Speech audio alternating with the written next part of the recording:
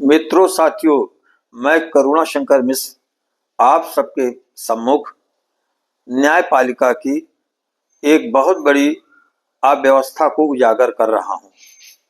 कटघरे में खुद न्यायमूर्ति, आप अपने थंबनेल में देख रहे हो 500 रुपए के नोटों का एक पहाड़ है जिसमें आग लगी हुई है। अब ऐसी स्थिति में वहां कितनी सुरक्षा है आप ये भी देख लीजिए।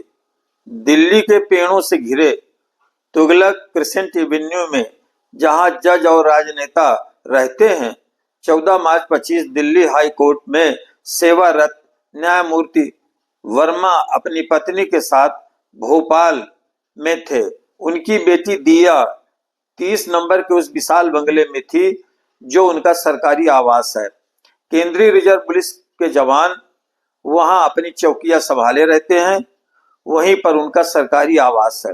वहां किसी सामान्य व्यक्ति के प्रवेश निषेध होते हैं। रात करीब 11:35 बजे दिया ने एक धमाका सुना जहां सर्वेंट क्वार्टर्स के पास तालाबंद स्टोर रूम से लपटें निकल रही थी। प्रारंभ में किसी ने कदम नहीं उठाया। जब तक अग्निशमन के कर्मचारी आए, उन्होंने सुरक्षा कर्मियों की मदद से ताला जड़े दरवाजा को तोड़ा। उन्होंने अपने अधिकारी से कहा कि महात्मा गांधी में आग लग रही है, अर्थात 500 के नोटों में आग लग रही है। वहीं पर टूटती हुई शराब की बोतलें अग्नि में घी का काम कर रही थी। गांधी जी की तस्वीर के 500 के नोट जल रहे थे।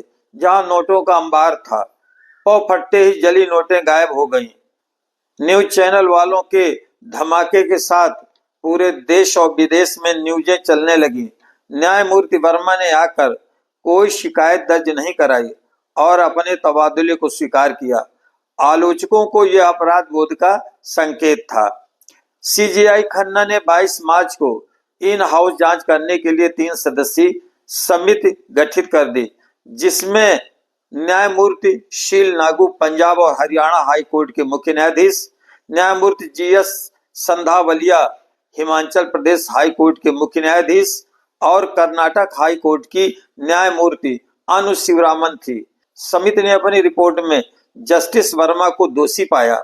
समिति की रिपोर्ट पर कार्रवाई करते हुए सीजेआई खन्ना ने 48 घंटे के भीतर इस्तीफा देने की सलाह दी। उन्होंने लिखा, ऐसी सलाह को स्वीकार करने का अर्थ यह होगा मैं उस प्रक्रिया और परिणाम को मौन स्वीकृति दे रहा हूं जिसे मैं अन्यायपूर्वक मानता हूं। यह जस्टिस यशवंत वर्मा के शब्द हैं।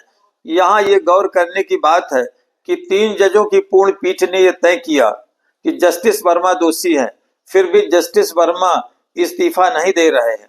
न्यायपालिका इतनी स्वतंत्र कैसे हो गई? समिति ने 55 गवाहों की गवाही, वीडियो फोटो की फोरेंसिक जांच, इलेक्ट्रॉनिक तथा कॉल रिकॉर्ड का विवेचन किया। स्मरण रहे, आज तक किसी जज पर अब तक महाभियोग नहीं लगा है। इसमें लोकसभा के 100 सदस्य तथा राज्यसभा के 50 सदस्यों की सहमति आवश्यक है। 2015 में सुप्रीम कोर्ट ने राष्ट्रीय न्यायिक नियुक्ति आयोग एनजेएसी को असंवैधानिक करार कर दिया था। आज भी जज ही जज की नियुक्ति करते हैं। यद्यपि भाजपा सरकार दोषी को दंड देने के लिए पूरी तरह से तत्पर है। अब तक लोकसभा के सदस्यों के 100 हस्ताक्षर हो चुके हैं। आंतरिक रिपोर्ट को स्वीकार करके संबंधित सुरक्षा उपायों को दरकिनार करके सरकार एक ऐसी नजीर पेश करने में लगी है कि भ्रष्टाचार करने वालों को आसानी से हटाया जा सके। यद्यपि न्यायपालिका स्वतंत्र है, इसलिए ऐसी व्यवस्था है।